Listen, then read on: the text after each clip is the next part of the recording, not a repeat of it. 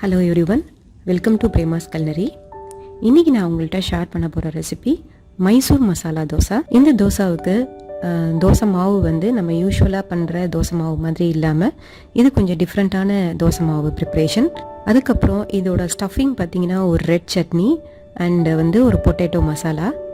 ரொம்ப டேஸ்டியாக இருக்கும் இந்த ரெட் சட்னி அண்ட் பொட்டேட்டோ மசாலாவோட இந்த தோசை சாப்பிடும் போது.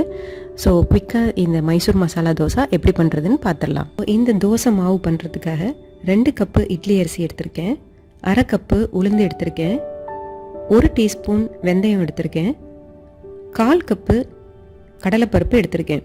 இந்த அரிசி பருப்பு எல்லாத்தையும் தண்ணியில் நல்லா வாஷ் பண்ணிடலாம்.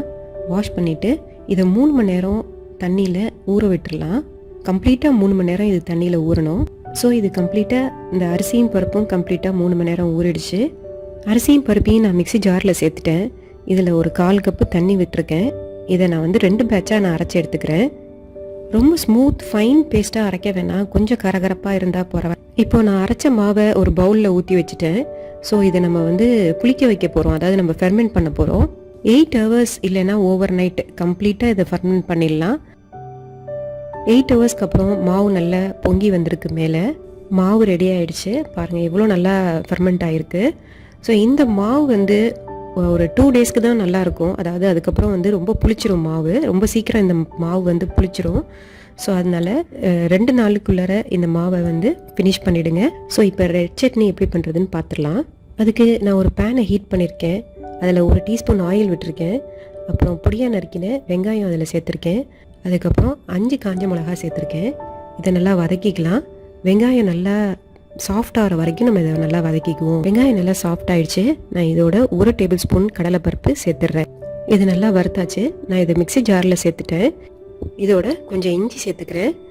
1/2 டீஸ்பூன் சால்ட்டு சேர்த்துட்டேன். இதை கொஞ்சமாக தண்ணி விட்டு நல்லா மைய அரைச்சிக்கலாம். ஸோ சட்னி பண்ணியாச்சு. இப்போ வந்து பொட்டேட்டோ ஸ்டஃபிங் எப்படி பண்ணுறதுன்னு பார்த்துடலாம். பேனை ஹீட் பண்ணிவிட்டேன்.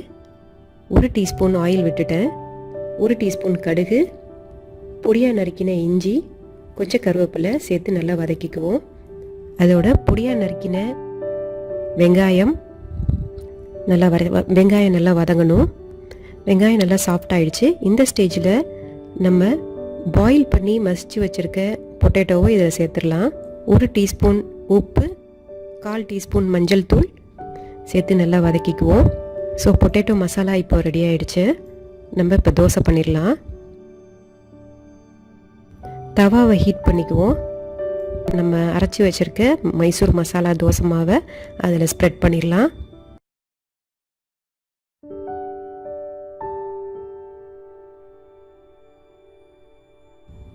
இதுக்கு மேலே நான் கொஞ்சம் பட்டர் சேர்க்குறேன். அதோட நம்ம அரைச்சி வச்சுருக்க ரெட் சட்னிலேருந்து 1 டீஸ்பூன் ரெட் சட்னி நான் அதில் சேர்க்குறேன். இந்த பட்டரையும் ரெட் சட்னியும் ஃபுல்லாக தோசை ஃபுல்லாக ஸ்ப்ரெட் பண்ணி விட்டுடலாம். நம்ம செஞ்சு வச்சுருக்க பொட்டேட்டோ மசாலா நான் அதை வைக்கிறேன்.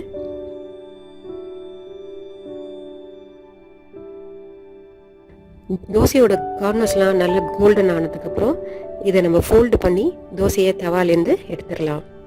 ஸோ மைசூர் மசாலா தோசை ரெடி ஆயிடுச்சு.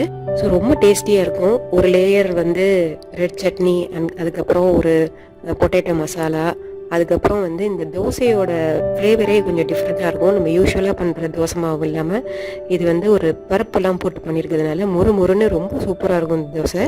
ட்ரை பண்ணி பாருங்கள். நீங்கள் இந்த தோசை ட்ரை பண்ணிங்கன்னா எப்படி இருந்ததுன்னு எனக்கு ஃபீட்பேக் சொல்லுங்கள். ஸோ இன்னும் நிறையா நான் இன்ட்ரெஸ்டிங்கான ரெசிபீஸோட அடுத்த வீடியோவில் சந்திக்கிறேன். Until then by from Premalatha Aravindan.